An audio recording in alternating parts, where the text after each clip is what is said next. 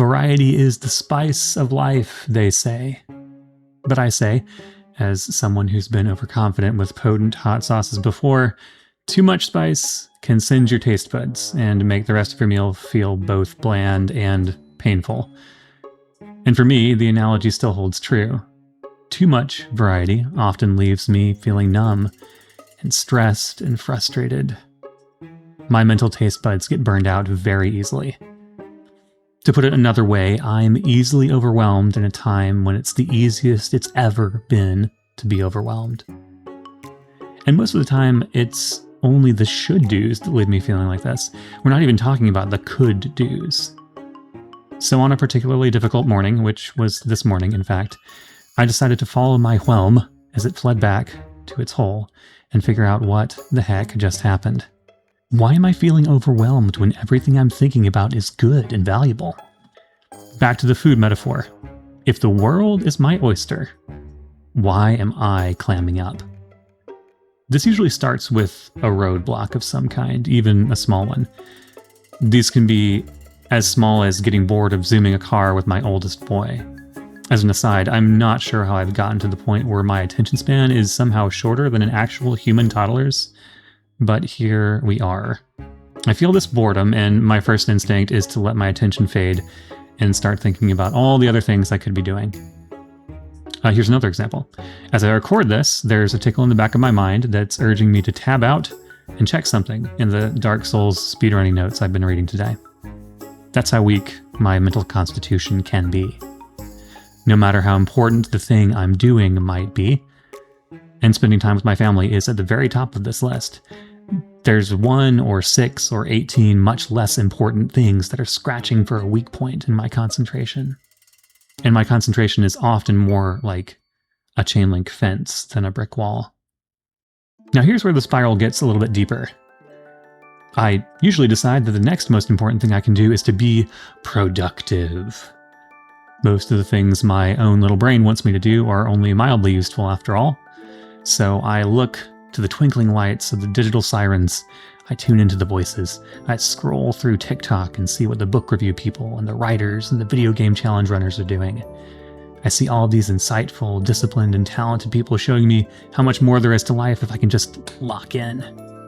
YouTube calls to me next, and so I watch the first 3 minutes or so of a 50-minute essay and then click away, reeling at the gorgeous writing and the charismatic presentation, and oh my gosh, how do they do it? I read tweets that are crystallized wisdom. If I'm feeling particularly focused, I might even read a book and get lost in the mastery of world building and magic systems and holy cow, what do you even do to get to this point as a storyteller? I find inspiration, if you want to call it that, but end up with my own desires muddied and my own directions fractured in a million different ways. The variety out there is infinite, and the spice of life is turning into a blazing inferno. And remember, this is being laid over top of a mental foundation wherein sometimes I'm not even sure if the thoughts in my own head are mine or someone else's. At this point, my whelm is very much over it, and I have to coax it back. And finding that the only way to do this is to unwind everything from the top down. When I'm feeling overwhelmed, the first thing I do is turn off all the stimulation. I'm so desensitized to stimulation that sometimes I don't even realize how constant it is in my life. So the phone goes on the shelf, the music goes off. Maybe I realize Sports Center is still on in the background. These things don't usually all happen together, but shamefully I can't say that I haven't found myself caught up in all three at once. It happens more than I would like. I go back to the little cloth and plastic car with my sons, or maybe I go for a walk and just listen to the wind. I do what it takes and what I'm able to do given my responsibilities, and we all have wildly different responsibilities. Would never suggest that you step away from those. But I do what it takes to actively listen for my own voice. It is so tiny these days, but it is there. And no, it does not always say just the right thing or whatever other mumbo-jumbo some people would have you believe about your inner voice. Sometimes my voice is an idiot, but if I can find it, I can engage with it.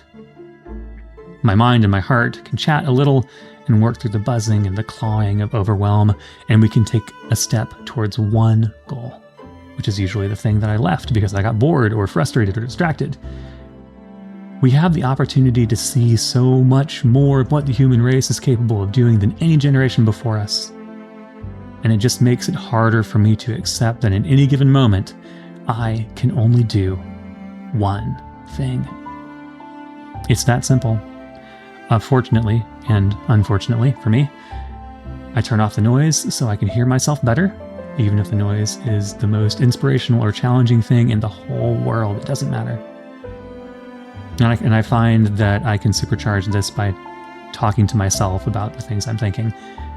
And this almost always happens in the car alone on an errand run because my kids want to ask me about every single word, and I'm not confident enough in my general social skills or my sanity to talk to myself in public, so it ends up being by myself, to myself.